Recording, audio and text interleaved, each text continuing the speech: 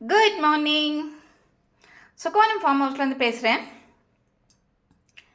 இது வந்து நம்ம வேல்யூ ஆட் ப்ராடக்ட் குவா மால்ட்டை பற்றின போஸ்ட் தான் இது. இது வந்து நாங்கள் ஏற்கனவே வந்து ஃபஸ்ட்டு பேட்ச் வந்து நாங்கள் இன்டர்னலாக ப்ராசஸ் பண்ணி நான் டேஸ்ட்டும் பண்ணி பார்த்துட்டேன். இது வந்து நல்லா ஹாட் மில்கோடையும் நல்லா இருக்குது, கோல்டு மில்கோடையும் ரொம்ப நல்லா இருக்குது. நல்லா க்ரீமியாக அந்த குவா டேஸ்ட்டோட ரொம்ப நல்லா இருக்குது. பட் நாங்கள் இன்டர்னலாக ட்ரை பண்ணது வந்து பார்த்திங்கன்னா இந்த கேஷ்யூஸு, பாதாம், பிஸ்தாச்சியோ அதெல்லாம் ஆட் பண்ணல. பட் இப்போ இதை மார்க்கெட் கொண்டு போது நான் யோசித்தேன், இப்போ குழந்தைகளுக்கு கொண்டு போகும்போது அதை இன்னும் எப்படி இன்ட்ரெஸ்டிங்காக கொண்டு போகலாம் அப்படிங்கிறத யோசித்து தான் நான் வந்து நட்ஸ் எல்லாம் ஆட் பண்ணலான்னு சொல்லிட்டு டிசைட் பண்ணேன். இப்போ வந்து இது ready to go to market product மாதிரி இப்போ ரெடி ஆகிட்டுருக்கு. இப்போ இது வந்து இன்னைக்கு காத்தால வந்து நான் வந்து கட் பண்ணி வச்சுருக்கிறது. இப்போ இதை நல்லா பரத்தி வச்சு உள்ளே காய வைக்கணும்.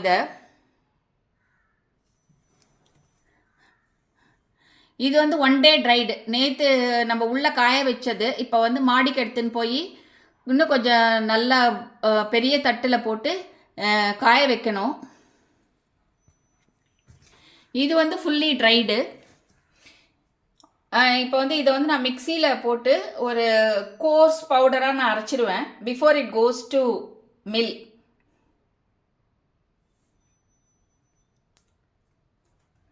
ஸோ இதுதான் வந்து நான் பவுடர் ப்ராசஸ் பண்ணது.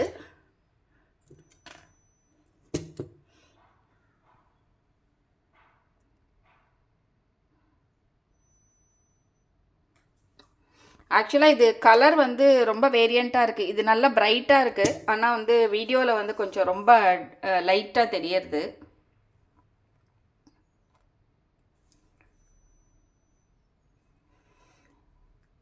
இப்போ நான் என்ன பண்ணியிருக்கேன்னா வந்து இப்போ குவா வந்து இது எல்லாமே வந்து ட்ரீ ரைப்பனாக எடுத்து நான் கட் பண்ணி இந்த மாதிரி ப்ராசஸ் பண்ணிட்டுருக்கேன்.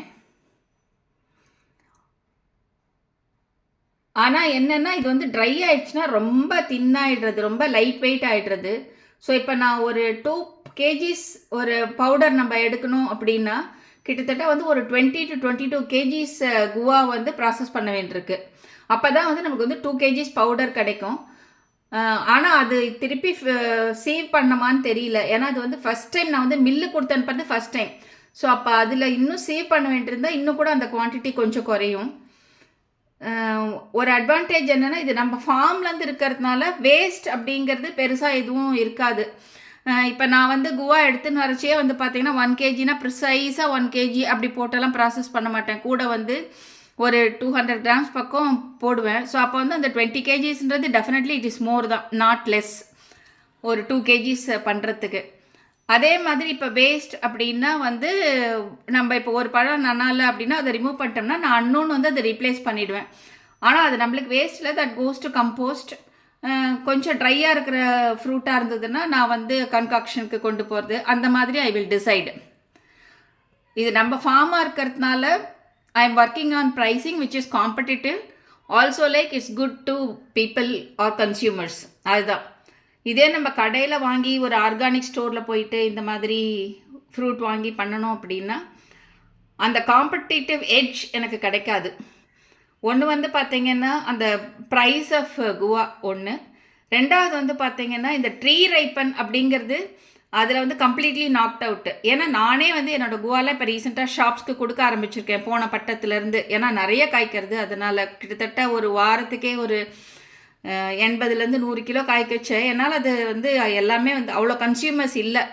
ஸோ அதனால் நான் கடை கொடுக்கச்சேன். அவங்க என்ன கேட்பாங்கன்னா, எனக்கு வந்து காயாகவே கொடுங்க மேடம், அப்போ தான் நான் வந்து ஒரு நாள் வச்சு விற்கிறதுக்கு முடியும் அப்படின்னு.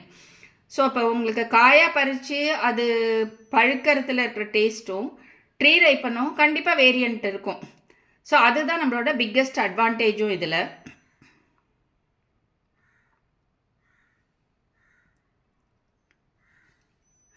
செகண்ட் வந்து வி என்ஷூர் குவாலிட்டி. நம்ம வந்து நம்ம ஆர்கானிக்காக பண்ணுறோம் அப்படின்னா நான் பர்சனலாக இதில் இருக்கிறதுனால ஆர்கானிக்காக ஹைஜீனிக்காக நம்மளால் பண்ண முடியாது. ஸோ அதெல்லாம் தான் இது என்னோட யூஎஸ்பி இதில். ஸோ நான் இந்த ப்ராடக்ட் வந்து பார்த்திங்கன்னா ஃபஸ்ட்டு இப்போ என்ன பண்ணுவேன்னா இந்த கோர்ஸை அரைச்சதை வந்து கூட வந்து கொஞ்சம் ஏலக்காய் மட்டும் போட்டு நல்லா ஃபைன் பவுடராக மில்லில் அரைச்சிருவேன். இந்த பவுடர் வந்து மில்லுலேருந்து அரைச்சின்னு வந்த பிறகு நான் வந்து கேஷ்யூ, பாதாம், பிஸ்தாச்சியோ இதெல்லாம் வந்து கலர் மாறாமல் ட்ரை ரோஸ்ட் பண்ணி மிக்சியில் பல்ஸ் மோடில் வச்சு கோர்ஸ் பவுடராக்கி நான் இதோட கலந்துருவேன். அதோடு நான் வந்து நாட்டு சர்க்கரையும் கலந்துருவேன் தேவையான ஸ்வீட்னஸ்க்காக. ஒன்ஸ் இதெல்லாம் கலந்தாச்சுன்னா this product will be ready to go to market. நான் இது வந்து 14th April பிளான் பண்ணியிருக்கேன் லான்ச்சுக்கு. ஒன்ஸ் எல்லாம் ரெடி ஆகிடுதுன்னா I will share the post again with the final product and also with packaging. Thank you.